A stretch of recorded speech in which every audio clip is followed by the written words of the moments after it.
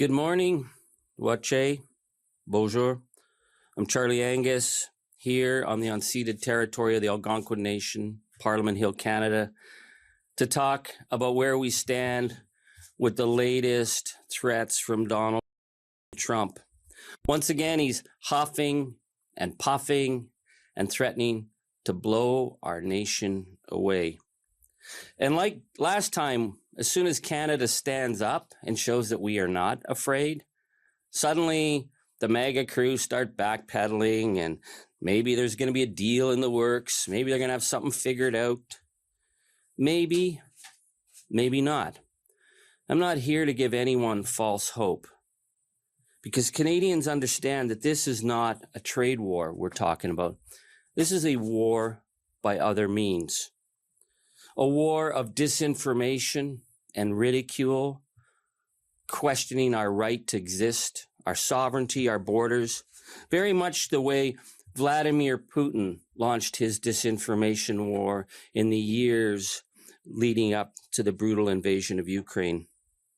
It's a siege war. He's poking us and trying to see if there's divisions, if there's fear.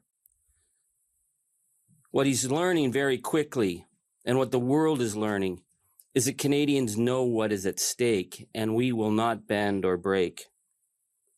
Because Donald Trump believes we have no right as a nation, and we will always be there for our nation. But I want to compare what's happening in Canada to the dumpster fire USA.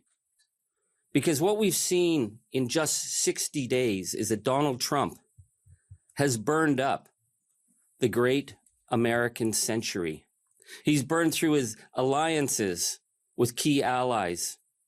He's burned through Americans' leadership role on the international stage with his disgusting attack on President Zelensky and his willingness to put America on side with North Korea and Russia. So this is how the great American century ends. It's not with a bang or with a whimper. It's like some kind of tacky roadshow from the World Wrestling Federation.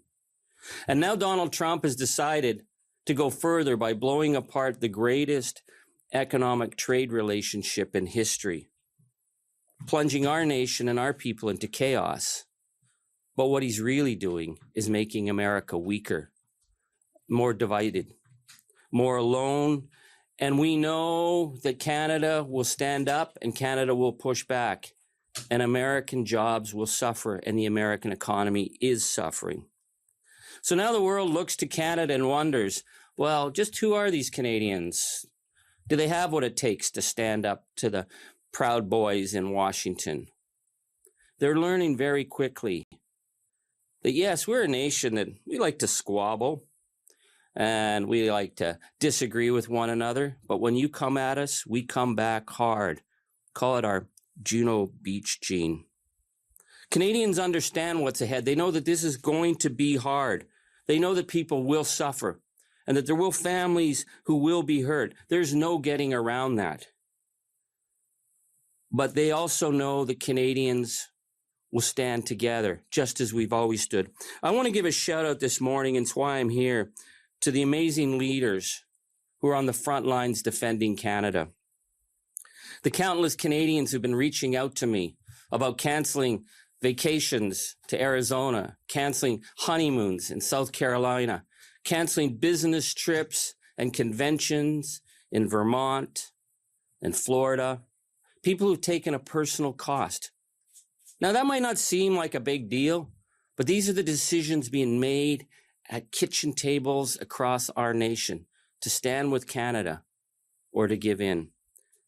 I want to give a shout out to the mums and the grandmoms who call me from all across this nation, who tell me they take that extra time in the grocery store to make sure that nothing from the United States ends up in their grocery baskets.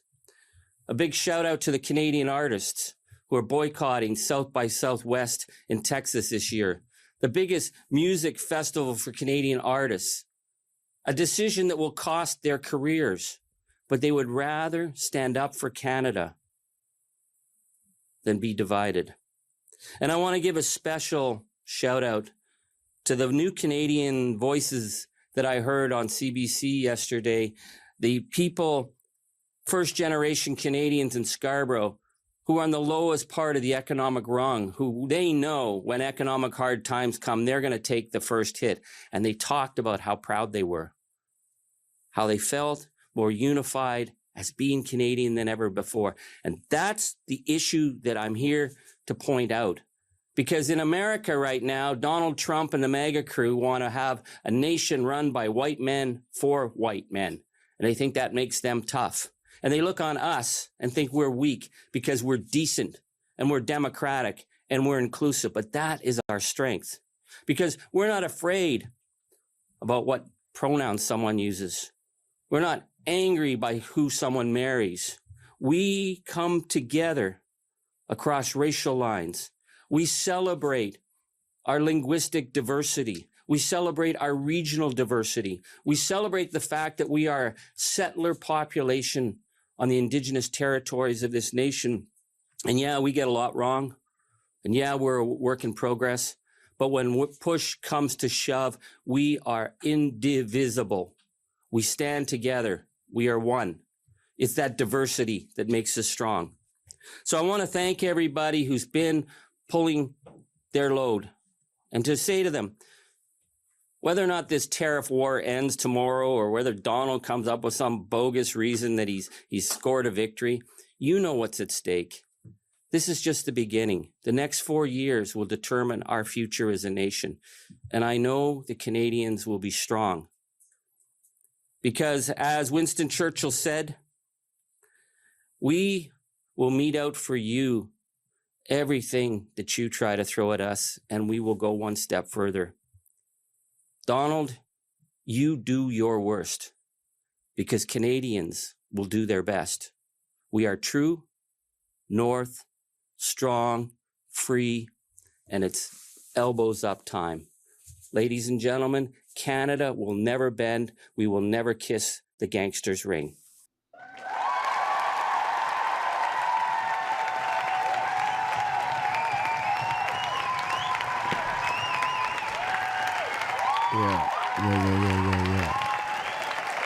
Yeah. Goddamn. Welcome in. Hello, everybody. My name is Marcus, aka E. I don't care what you call me, as long as you call me baby. We are back for another episode of ACE of SPADES Podcast. I know it's been a little minute since you've seen me here, but I am here nevertheless. All right, I'm here for you. All right, I'm here for a good time, not a long time. You know what I'm saying? So we're gonna go ahead and get right into this thing, man. Before we do though, let me do some housekeeping real quick. If you can, please hit the like button when you come in. Also, if you can, if you wouldn't mind hitting the subscribe button, okay? And hitting the bell so you get the notification every time we go live. All right. And if you want to, you can donate. There is a ticker that's going by. Now, if you get 25, if I hit $25, I will do a bonus show. This show will talk about I don't know what. All right. Normally, here on Sundays, we handle the news and things that's going on in the cycle. All right. Hey, Mister Mister Steve, man, I just seen you over there, and I don't know why I don't get the notifications over here from Facebook, but man, what it do? Yeah, man. But yeah, we'll go live, do a show about whatever. Now just a little rundown at the end of if we don't, if we don't get the 25, do look forward towards the end of the month, the last Sunday in the month. I will do a open panel where you can come up, chop it up, talk about whatever, right? You can say, hey man, good show. Hey, I don't really like it. Hey, this is what's going on in my world. Hey, have you heard about whatever? I'm here. All right. And if you like to be on camera, that's a bonus. We can make that happen. If you don't want to be on camera, you just want to be heard, I can also make that happen as well. Just simply specify whenever you ask for the link. And we can make it happen. All right. What else do we got going on? I think that's pretty much it. Okay. I think that's it. So let's go ahead and get this thing started because I think it's a lot of stuff, but I don't know how long it's going to go on for. All right, so we're going to try to make it real streamlined for you guys. All right, let's see what we have queued up real quick because we were talking, or we were just watching. We came in with the Canada, man. Canada and America's relationship, man. For some reason, well, ain't for some reason. We know the reason. It's on the skits, right? It's a little damage right now. Okay. All right. And the gentleman that we were just listening to had a lot to say, you know. And they weren't vibing with the current president known as Donald Trump, man. They referred to him as a big bad wolf. Now I know some people might say, "Hey, man, that's good, right? Yeah, he's big and he's bad, right?" But the big bad wolf was not the hero in the story, right? He was the villain. He was the predator of the story, man, picking on those who are weaker, right? And that's not something that Americans we use. That's not something we used to back in the day. That's not something that we valued, right? We value taking up for the little guy. And all that good stuff, all right? But now it's a little bit different. This is a different America that we are in, all right? So some people might be very, very happy to be a predatory individual, all right? But that's neither here nor there. What else was he talking about? Now, I found it a little crazy, I think, that he not only was talking about Donald Trump, but he also mentioned the cult that is MAGA as well, right? So that was a little crazy. Normally when leaders are speaking about someone, they're the leader, the representative of that area, they're talking to the representative of that area, but he also mentioned the cult as well. Ms. Zaya said, "Hey, what up, Ms. Zaya? Good to see you here." So yeah, thank you for stopping by. Hope all is well too. Hope all is well. So yeah, and I'm sure if you were paying attention, I think Buddy alluded to Trump kind of being like Putin. And I think this is in relation to the whole Russia and Ukraine situation of where the dumpster. I mean, where the Russia was trying to take over Ukraine, right? And all that stuff. So I think that I think that was a problem. Matter of fact, I think I have a clip that was discussing something about Canada being the 51st state. Hold on, let me see. The president continues to call the Prime Minister of Canada, Justin Trudeau, Governor of Canada. I'm curious what he means by that, and if there are any plans that are moving forward with trying to make Canada the 51st state. And I have a follow-up on the economy as well. Sure. Well, the president put that in his True Social account, or his True Social post earlier today. He feels strongly that it would be very beneficial for the Canadian people to be the 51st state of the United States. They wouldn't be paying for these tariffs. They'd have much lower taxes if they were part of our great country. Yeah, she was real happy when she asked that question. I don't know, you seen a little smug smile on her face. But he also, the guy from Canada, also mentioned the U.S. as a dumpster fire. Okay, and he was talking about the image, I think, of America under Trump, man. My question would be: do you think that Donald Trump is diminishing our image across the world? Are we seen as the world leader, or are we not anymore? Are we siding with the wrong people? Because we're at odds with Canada, and I thought, Canada and America had a pretty good relationship. But as of right now, it's a little bit strained, and it's even gotten to the point where they're mocking our elected official. Disturbing story, all right? The president continues to call the Prime Minister of Canada, Justin Trudeau, Governor of Canada. I'm curious what he means by that, and if there are any plans that are moving forward with trying to make Canada the 51st. That's not it. Hold on. Okay, this order. There it is. It's a wonderful order. It's a beautiful order. This order is pulling American booze off the liquor mart shelves.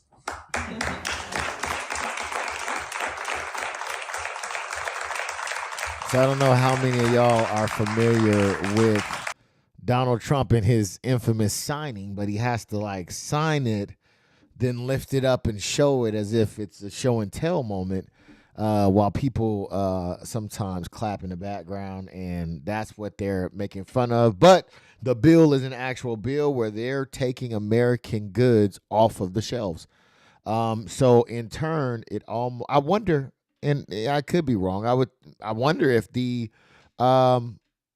American owners of those products are happy of what's going on here, right? Of them saying, okay, I want, because you never know nowadays, man. They could be like, yeah, we don't want Canadian money. We only want American money. Take our stuffs off of Canada, right? Maybe they're like that. I don't know, but they're, I would venture, if you were, venture to say that if you're a business person, that you probably want income, right? But I could be wrong. I don't know. I wonder how they feel about it based off of the tariffs, because people are losing money. People are losing jobs, man, and they are not happy about it. Oh, my goodness. I don't know. But yeah. Hey, shit, you heard what I had to say. Let me hear what you had to say about the situation, all right? And don't forget to like, share, and subscribe. All right, we'll move on. This is. We'll come back to Trump. We'll talk about Trump later, but we're gonna move on to some other things real quick. What else do we got here? Oh, what was just popped up on the screen, huh? Apparently, Colorado police officer shot an armed man. Let's watch the video, and then I'll give you my take on it when we get back. Disturbing story, all right? There's a Colorado cop who's caught shooting a black male point blank in the back. I have the background and update. Here's a video.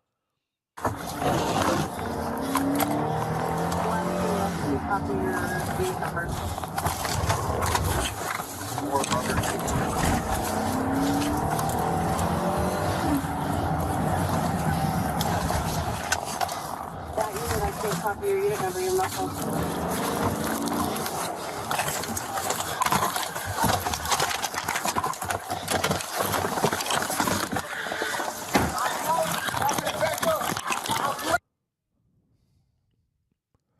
Okay, so now they're going from the police. Okay, from the police perspective, that was from whatever surveillance camera.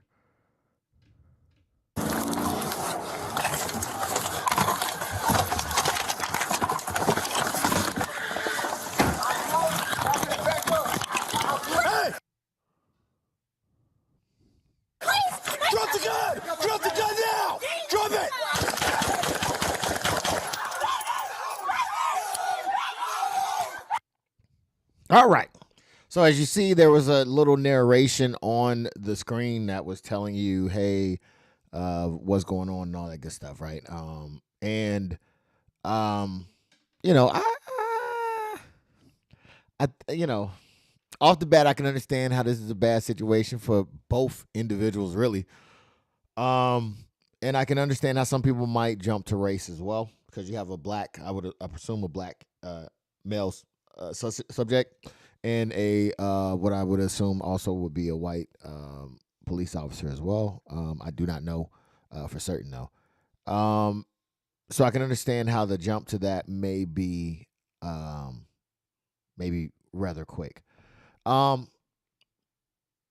I wanted to know a little bit more about, I wanted to dig in a little bit deeper. Okay, because if I'm honest about this situation, man, I think that okay, police side of it, right? Let's look at the police side. Because I think, well, no, let's look from the victim side. The victim side is that I think they were just involved in a shooting. So adrenaline is probably off the place. He's probably not necessarily aware of everything around him.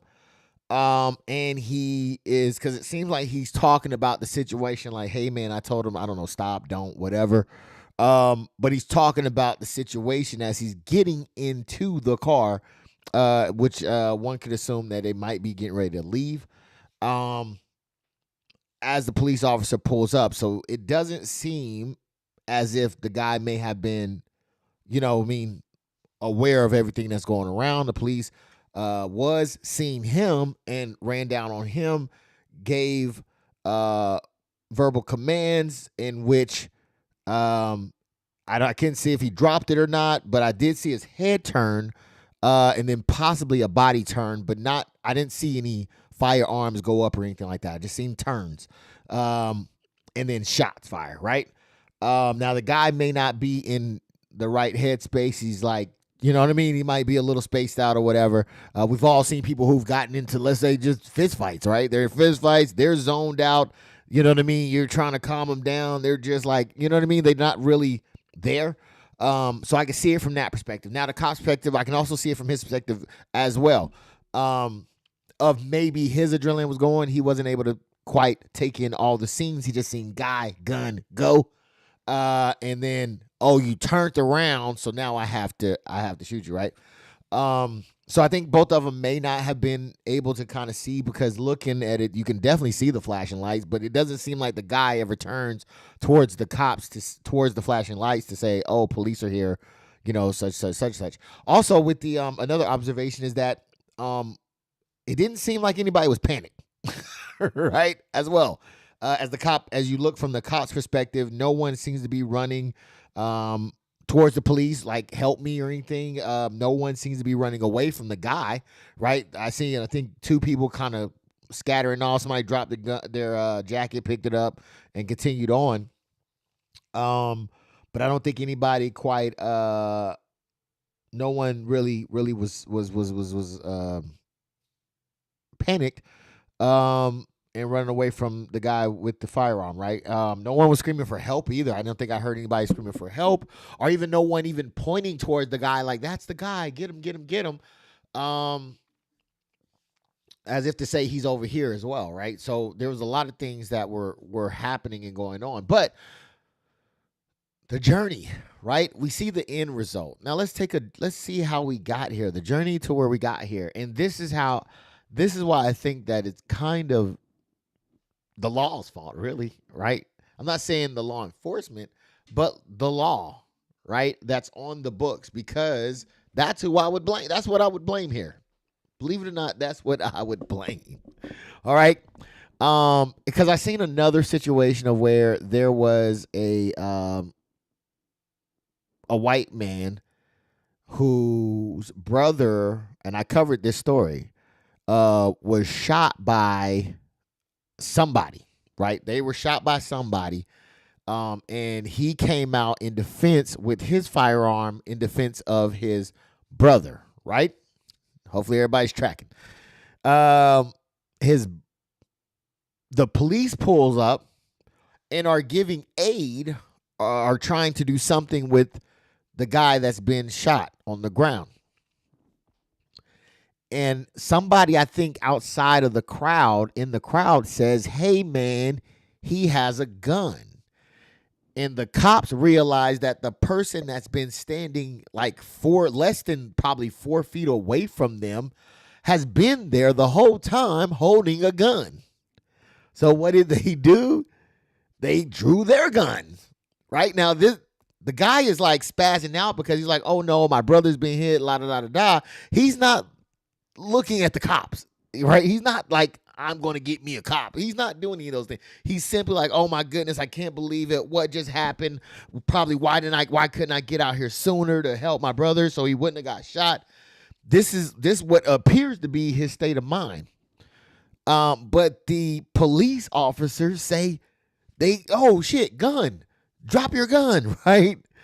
And the guy is like, wait, what, huh? What? And they're like, drop your gun, drop. So he drops it and they shoot him. They shoot him. So I blame the books, right?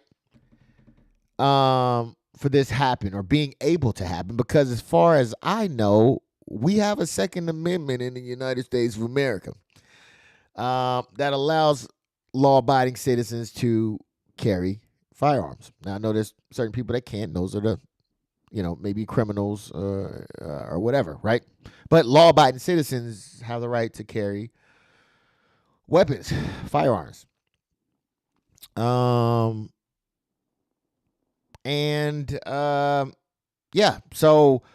I wanted to see, number one, what was the situation of where law enforcement can use deadly force? And I think I looked it up. Hold on, let me see. I want to say, where was it at? I think it's right here. Yes, right here. Okay. Which was basically, in short, it was the same rights that we have, right? So if we ourselves have reasonable, if we're facing imminent threat or death, right? Or if somebody else is facing imminent death, threat, or serious bodily harm, injury, right? So it says that a police officer can use deadly force only when they reasonably believe it's necessary. That's the part that widens it out. That's the part that gives you the excuse, right? Because people that are military, I know they go into places that people are able to have firearms on them, right? They'll be at the marketplace with an AK strapped to them, just shopping for pistachios, right? But the mere fact that they have a gun does not mean that you can engage them. You just can't, right? Because they have the right to have it in whatever country they're in. We should be afforded the same ability, right? To be able to have the firearm without it being considered a danger, are we being considered a danger? Because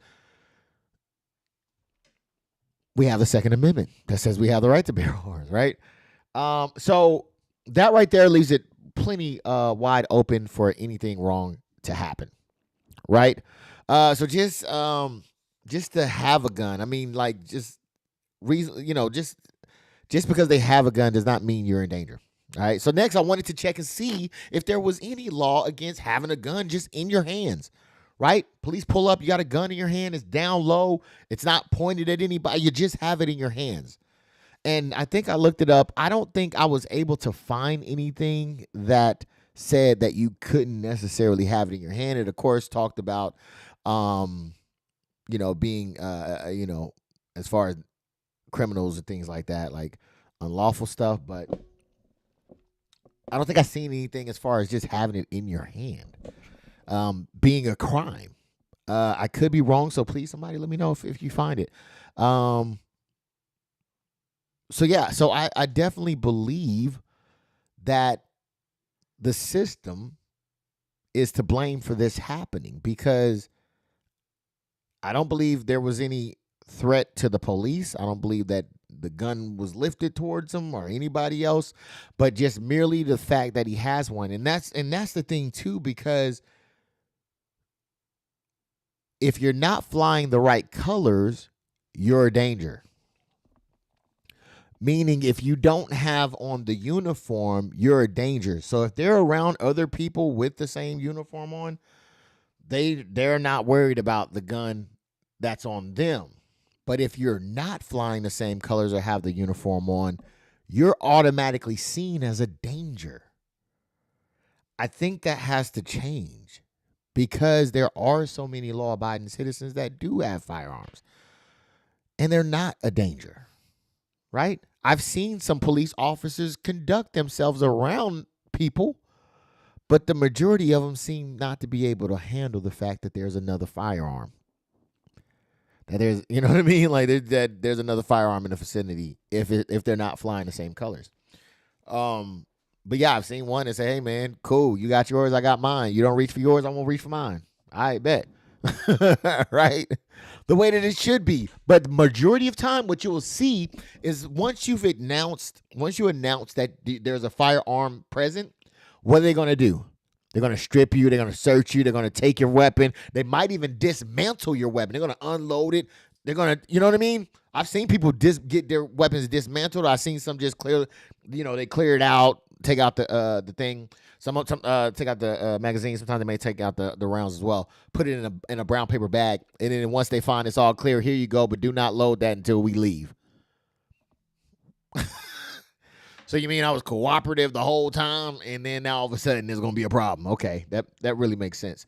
But yeah, I definitely think it is. So I didn't see anything that said that he couldn't have a gun in his hand. Of course, I didn't see anything. So I think that the laws definitely need to be worked.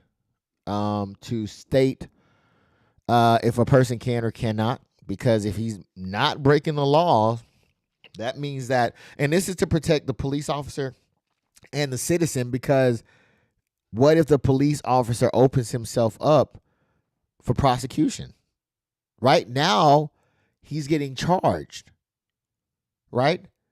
Now, I'm not saying he is getting charged, but I'm saying like if they decided to say, "Hey, man, we don't think that this is lawful. We didn't recognize a threat." The mere fact that he has a firearm does not make him a threat. That then opens that individual up for prosecution, right? So I think that it would be better served to understand, well, hey, when does it constitute? Because in this scenario, unless there's another capture of this, it doesn't quite seem like this may have fit as necessary. What was it?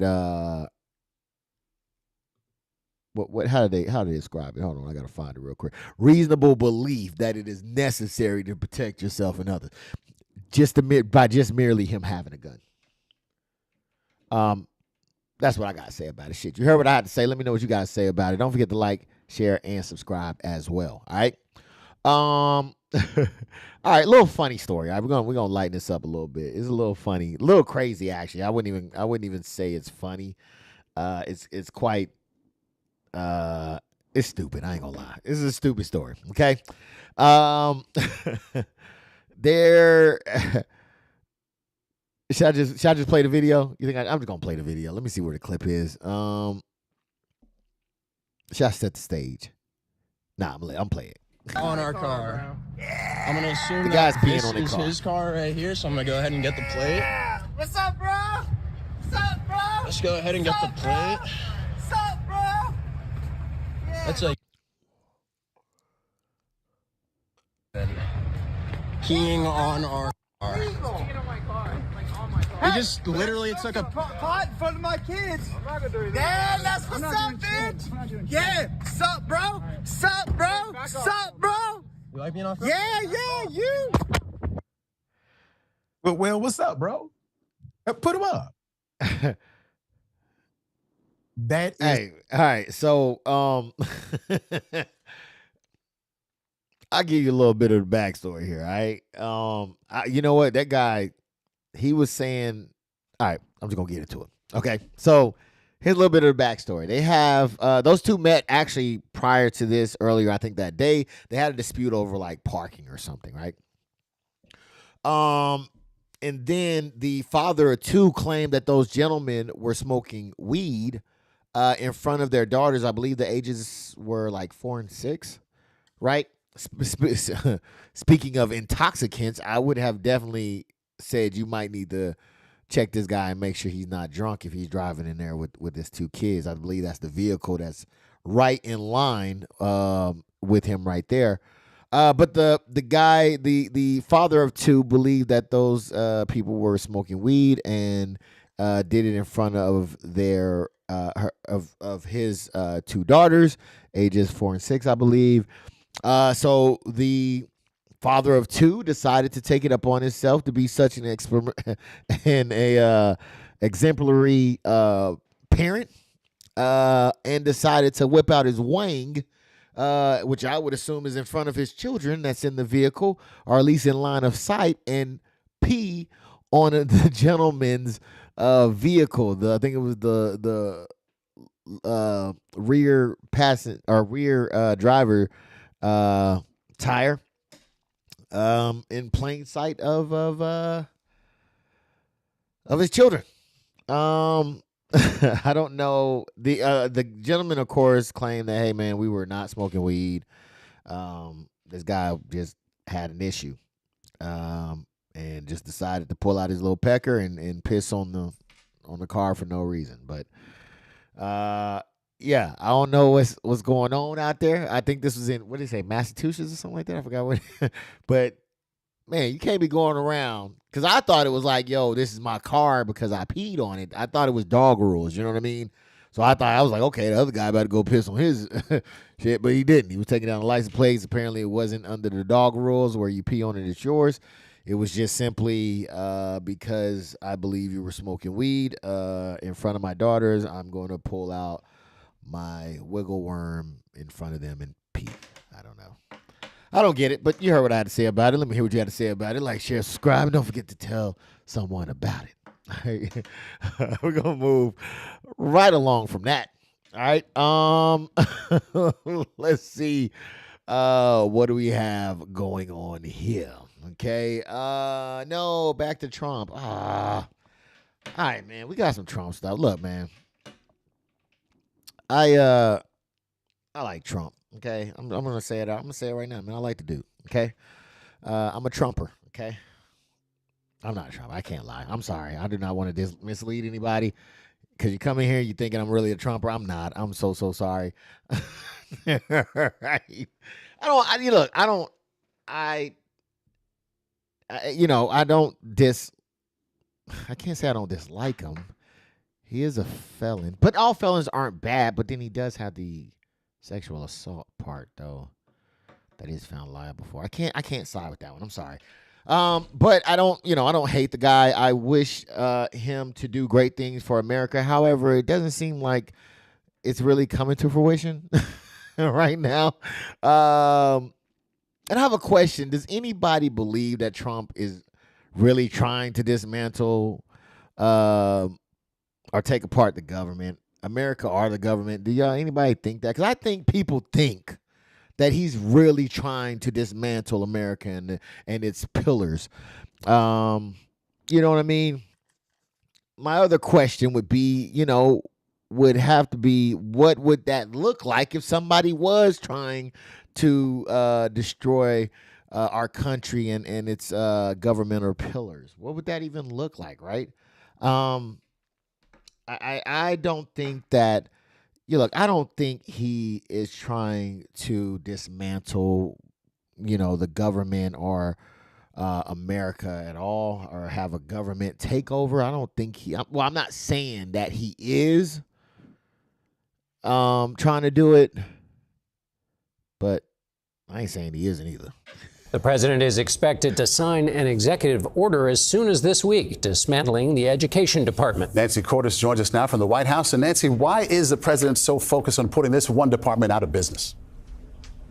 Well, Maurice, President Trump says this is all about sending the power back to the states so they can make their own decisions about education. One problem with that, though, is that the Department of Education actually doesn't have any say right now in what is taught in local schools. By law, that is left to the states. Here's what the Department of Education does do, though. It's essentially a pass-through for billions of dollars that go to help schools educate students with disabilities, help schools in low-income areas, and, of course, billions to help low-income students go to college through grants and loans. We've seen a draft of the executive order that he's expected to sign, and it's still very unclear how all those funds would get dispersed if this agency is radically downsized.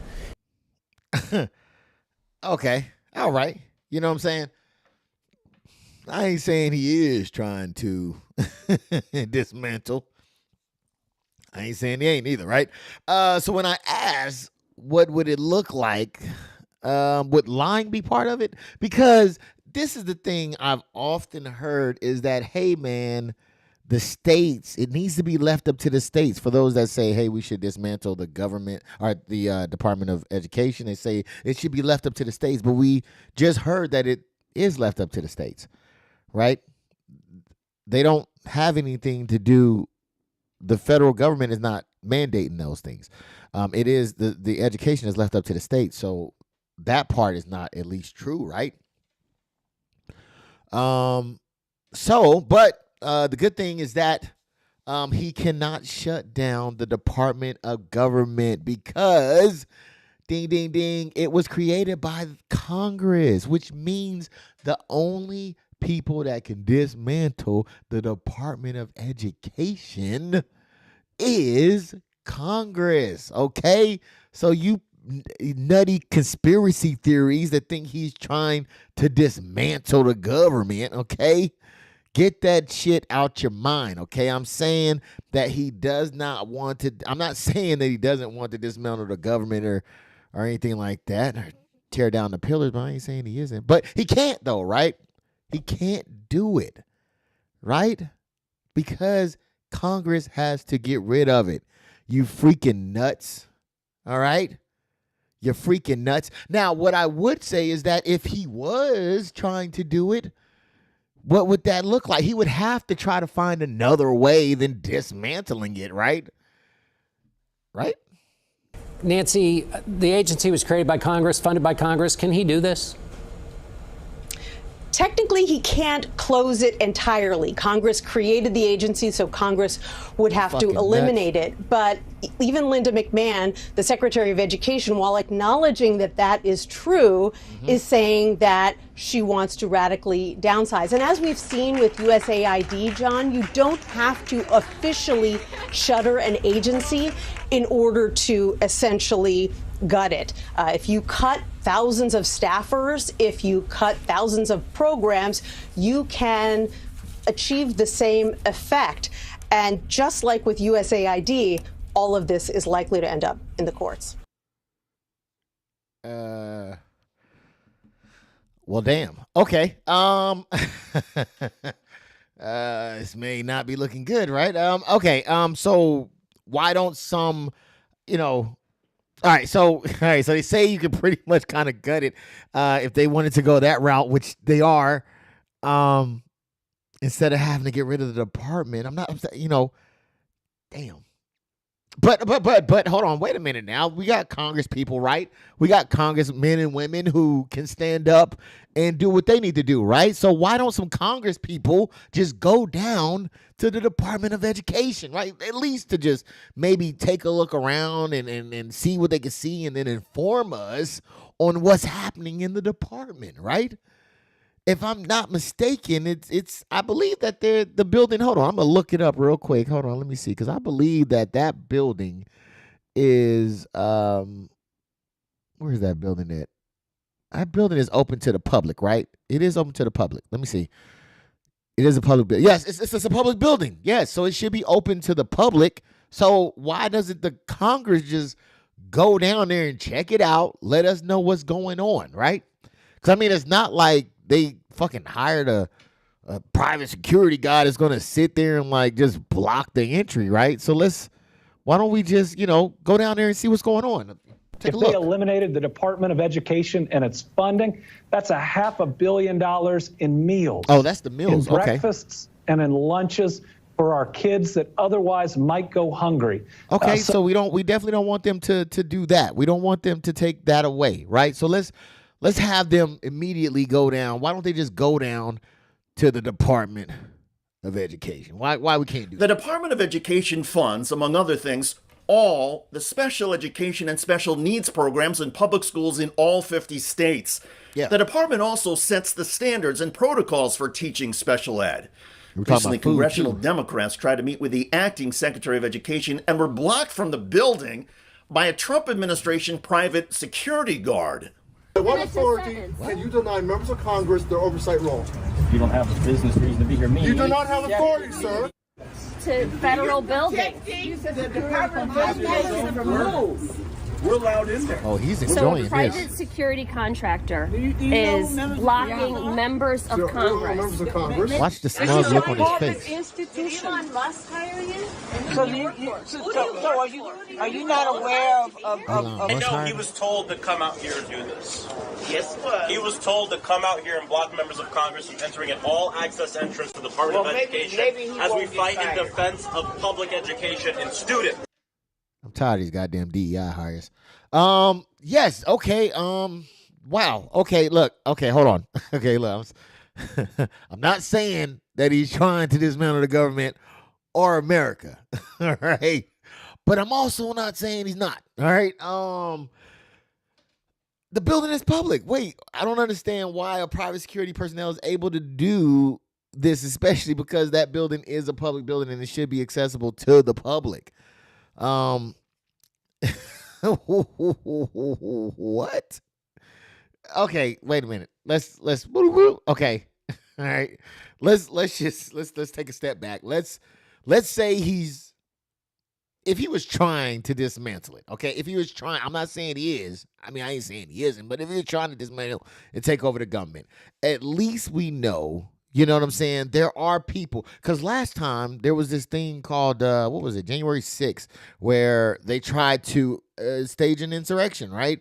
And the vice president at the time, Pence was his name, right? He stood up and said, no, that's not happening. And then we elected the duly, whoever was elected duly came in and did what they had to do. But it was somebody that the vice president stood up, right?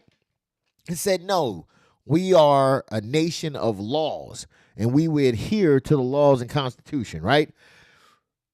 We are so lucky that at least we have, if he ever did, I ain't saying he did, I ain't saying he isn't, right? You know what I'm saying? But if he did, at least we have the vice president to stand up and say, sir, you're wrong.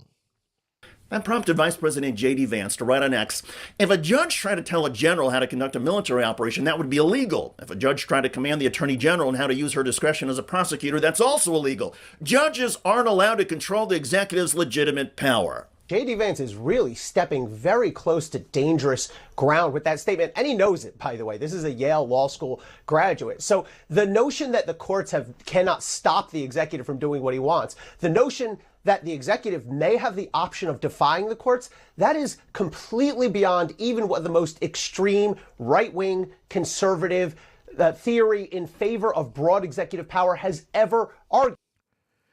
Okay, all right. I'm not saying we fucked here, but I'm not saying that we not fucked here, okay? All right, let's see. I'm not saying he's taking it over, all right? I'm not saying he's not, though, but I'm just saying, like, let's look at this, okay? We're a land of law and order, okay? And I think the judges are kind of like, hey, man, we got to stick to the letter of the law and to the Constitution, right? Which that's another guardrail one would think, but if, and let's say he does say, okay, I don't want to listen to what the judge is saying, right? I don't want to do whatever the judge is saying I can't do, I'm still going to do it, right? Luckily, okay, guys, pay attention right here because I ain't, I want to keep you up to date. All right, correct me if I'm wrong here. But luckily, okay, there's a system that says that if he goes against what the judges have deemed to be unconstitutional or unlawful, and he still goes on with it, then guess what they can do?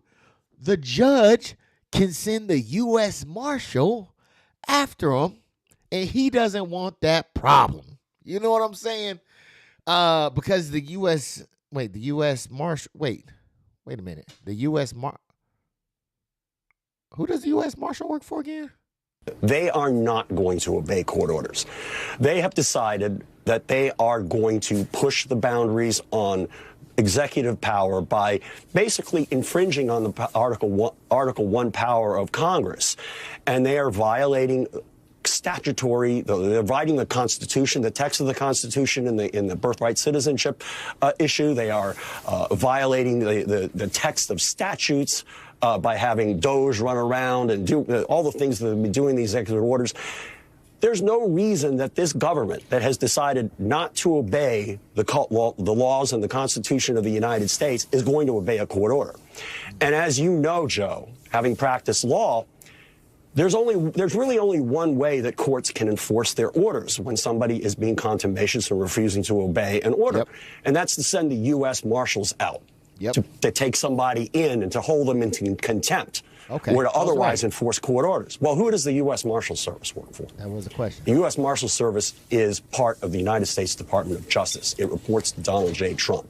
And what's going to happen here, mark my words, is that at some point, they are going to basically tell the United States Marshal Service, do not enforce any of these orders. We will not obey them, and you are not to enforce them. And once that happens, I hope it doesn't happen, but I know in my heart that it will. Our 236-year experiment in the federal rule of law, in democratic self-governance for the United States of America, in American constitutionalism, is essentially over. Oh, we fucked. Okay, well, you heard what I have to say. Let me hear what you had to say. Like, share, subscribe. Don't forget to tell somebody about it, all right? Damn. All right, we're just going to go ahead and get off of this so our lordship doesn't see that coming. All right. On to the next. This is gonna be our last topic right here, man. This is this is a sad story of what was going on. For those that may not know, there was an individual at a HBCU, I believe, that was pledging. I forgot exactly what they were pledging, who they were pledging with. Some Safa, some shit, I don't know. But yeah, I don't think it was a Mega. Was it Mega? Maybe, I don't know. But they had a case of hazing turned fatal, man. The guy, you know what? I'll just play the clip and then we'll talk about it on the other side, man. Real sad story. He had a promising future ahead of him, but yeah, let's take a look at it. An engineering student who died. Authorities say they were first told he was hit in the chest while playing basketball. But tonight, investigators say it was not basketball, it was hazing, and that he was repeatedly punched in the chest. Here's Whit Johnson.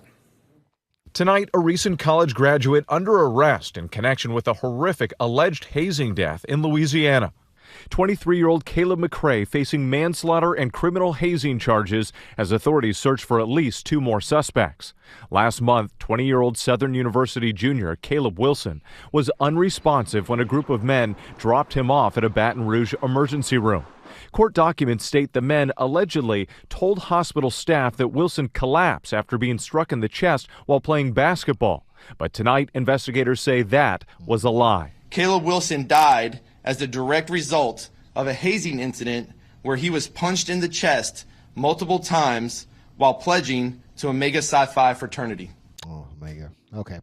Yeah, so sad story, man.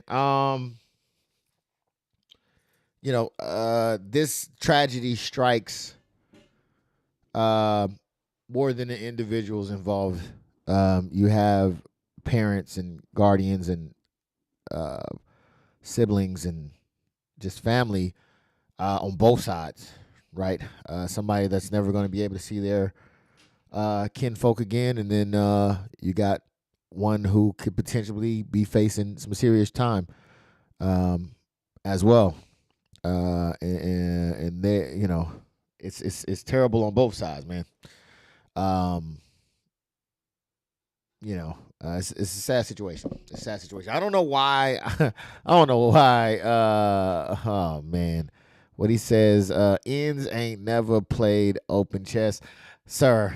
This guy right here. Why? Why do you come here to disrupt? Huh? Well, there's a lot of people that just sit in the back of the class and don't just say nothing, but you have to come and just disrupt the classroom. This guy right here. Sad. I don't even know what I was saying, man. You just terrible. But yeah, sad story, man. And I don't know why. But shit, Lee, I don't know why. I don't know why they decided to lie about it. Man, they supposed to be brothers. You gonna lie about this? That's a little crazy. And look, man, you're in an institution. Look, I understand it's HBCUs. I don't know too much about HBCUs, but I'm sure you got some borderline people in there.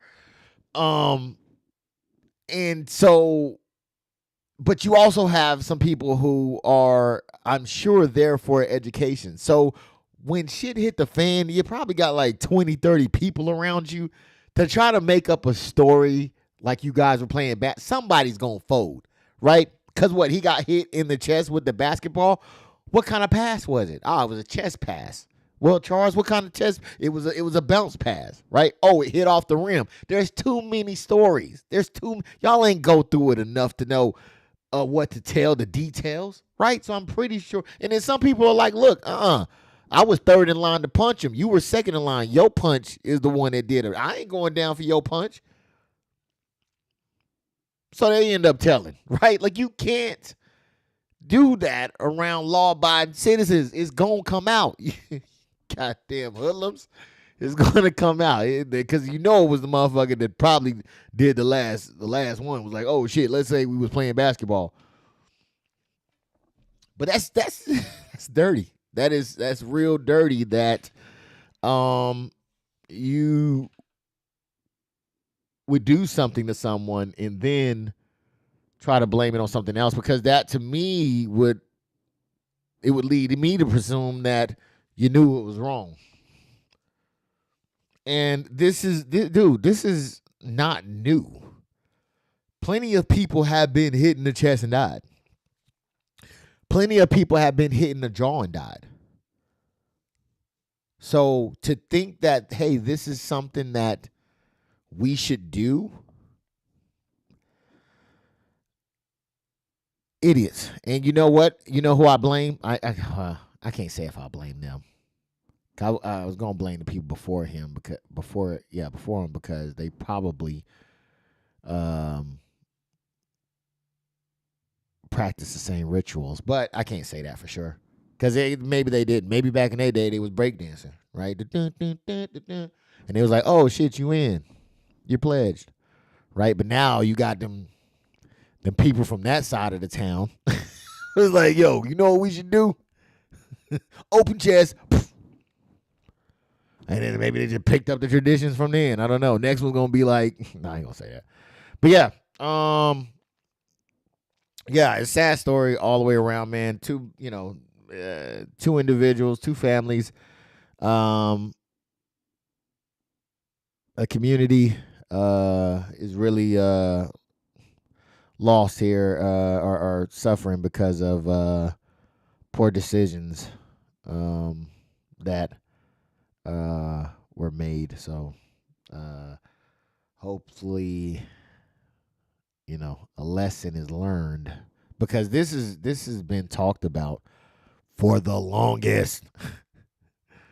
It even bled over to the military. I remember, I don't know if you remember this, Lee, but I remember we were getting ready for an inspection, right? At Hill. I think that's the only base we were at together. And they had an idea to give different skill levels different color reflective belts. And I think that they said, I think they said, no, we're not going to do that because it was too close to hazing. Because you're possibly, because it was meant to readily identify the person who was of lower skill, so to basically treat them differently, right? To either tell them to move out the way or to go supervise them more or whatever the case may have been.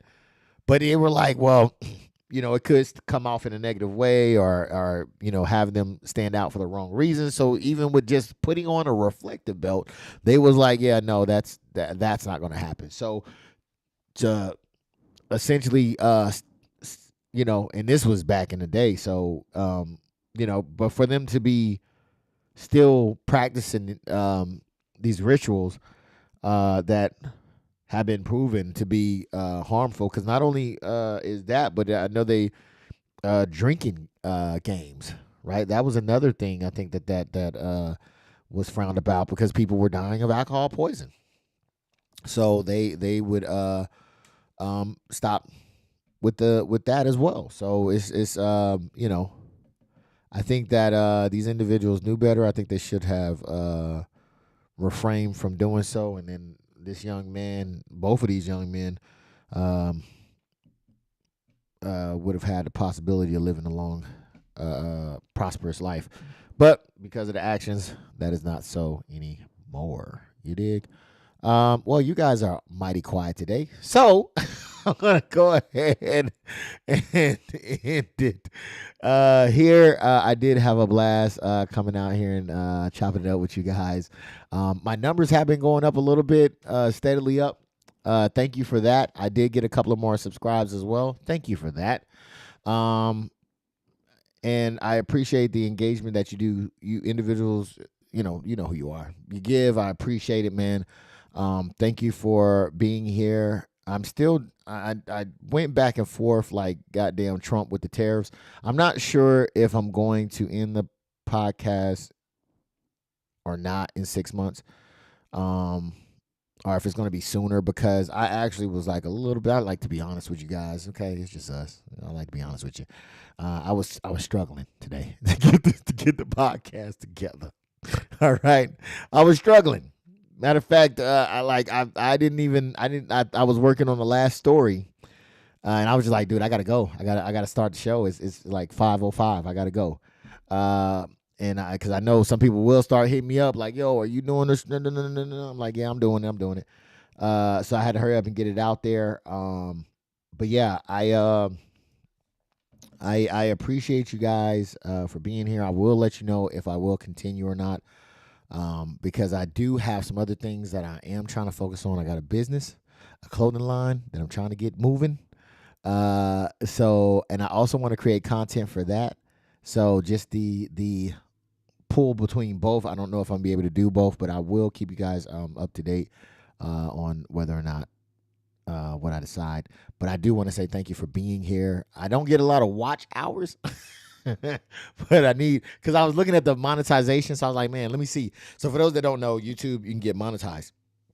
You can get paid for views and stuff like that. However, I do not have a lot of view time, and I don't have a lot of subscribers. I think those are like the two things I might need, because I'm pushing the stuff out. I need 500 subscribers. I don't even have 100. I need 500 subscribers. And I think, I forgot, some astronomical number. I think it was like 3,000 hours of watch time for it. But I'm not close at all to it. So we'll see how it goes. But I do, like I was saying, I do have a clothing line I'm going to try to push out and try to make things happen on that front. I do want to create content for that as well. So I'm trying to figure out if I can do both or not. But I will keep you all posted. Thank you to everybody that hit the like button. I see one person hit it. Thank you so much for hitting it. I think that was you, Messiah. Thank you so much. And until next time, man, y'all be easy. I appreciate you guys so much for tuning in, staying with me, and locking in. Hopefully I haven't lost anybody yet, because I did lose one subscriber. I seen one dropped. He was like, yo, this ain't it. But thank you for the rest of y'all for sticking it in, kicking it with me, man, commenting with me. Thank you.